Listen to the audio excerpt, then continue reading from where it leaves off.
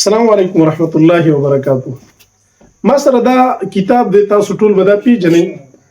د بی اس ان کتاب دی، د فرست اینڈ سیکنډ چې کوم سیمسټرز دي د هغې دی.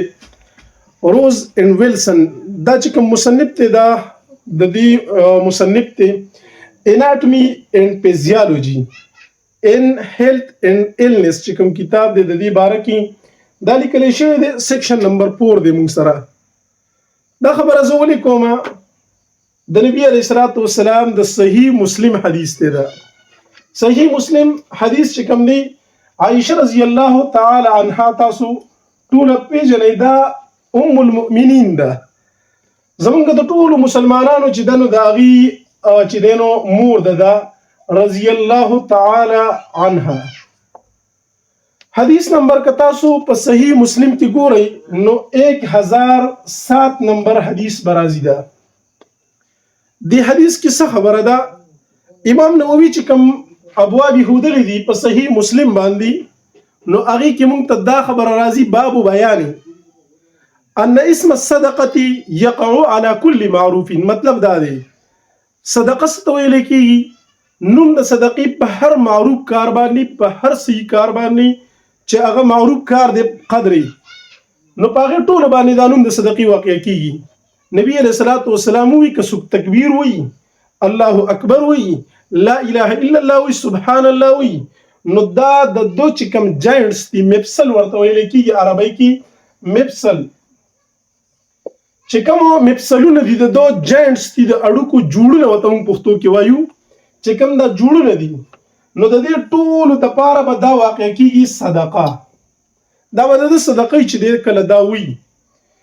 اوس مسله دا ده، د نبی علیه الصلاۃ والسلام دا کوم حدیث چې موږ سره راغلی دی، نبی کریم صلی الله علیه وسلم فرمایي انه خلق كل انسان، وشان دا دی چې پیدا کړی شوی دی هر یو انسانو من بني آدم، د بني آدمونه څنګه علی 60 و 300 مفصلین دی چې دی نو د دو شپېته 60 شپېتو ته ویلی کېږي، 300 چې دی 300 ته ویلی کېږي.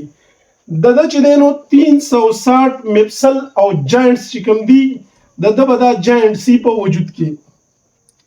اسانه خبره زموږ سره دا ده چې د نبی کریم صلی الله علیه وسلم 1400 کاله مخکې چې کوم تحقیق و، هغه موږ سره دی کتاب راغستلی دی، او دا چې دی نو ته بیا تحقیق کړی دی او راجمع کوي. دا ډېر اسان تحقیق خو زموږ پښتنو هم کولی شو، خو زموږ پښتانه چونکې د حدیث سره تعلق نشته دی، حدیث هغې یا داسې مني صرف چې یاره په دې کې به دی چې وظیفې به پکې، یا به د دمونو کتابونه چته ده، د ساینس وغیره یو خبره د دې احادیثو نه رالي نه چې د حقیقت باندې هغه مبني. د نبی کریم صلی الله علیه وسلم چې کومې خبرې موږ ته په صحیح سند را رسېدلي دي، هغه د ټولې دنیا دپاره یو حقیقت دی، او نبی علیه الصلاۃ والسلام د ټولو انسانانو دپاره رحمت للعالمین. نو په دې کې خبره دا ده زموږ دپاره چې نبی علیه الصلاۃ والسلام موږ ته پخوا ویلي چې 360 چې کوم دي دا جاینټس دي زموږ سره. د ده نه علاوه نور که تاسو څومره خلک وګورئ، نو هغې هم دا خبره لیکلې ده چې 360 جاینټس چې دي هغه زموږ سره په وجود کې دي. د ده نه علاوه یو سړی دی چې هغه ګری اناټومي چې کوم څه ته ویلی کېږي، د هغې خپل تحقیق تاسو کتلی شئ، او چې کوم 2020 کې خاص کر شوی دی د هغې، نو هغه دا ټول رالی چې د انساني وجودو چې کله د بلوغ ته ورسید، نو په دې کې به جوړیږي 360 مفاصل جوړونه. دا ټوله خبره که تاسو تحقیق ګورئ نو ځان له بیا کتلی شئ، همدغه خبره به ترې راځي. څنګه جوړونه به د ځان له د دې ځای نه تحقیق سیکشن نمبر 4 کې شروع کړی دی.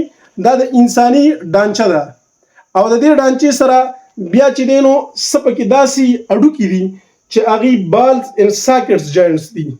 مطلب اوس ساکټونه دي زمونږ چې کومو داسې جوړونه چې هغه د وجودو د خپو او د دې بری وجود چې کومو د یو بل سره جوړ راولي، نو دغه جوړونه همدغسې دي. د دې نه علاوه نور تحقیق بیا تاسو ځان له کتاب کې کتلی شئ، خو اخري خبره زموږ دا ده چې د نبی کریم صلی الله علیه وسلم څومره احادیث دي دا بالکل صحیح دي.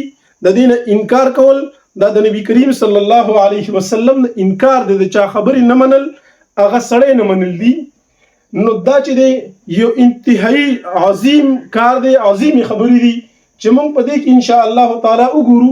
صرف دنیاوي خبرې پکې دوره راتللی شي، اخروي فواید وغیره هغه خو لا پرېږده.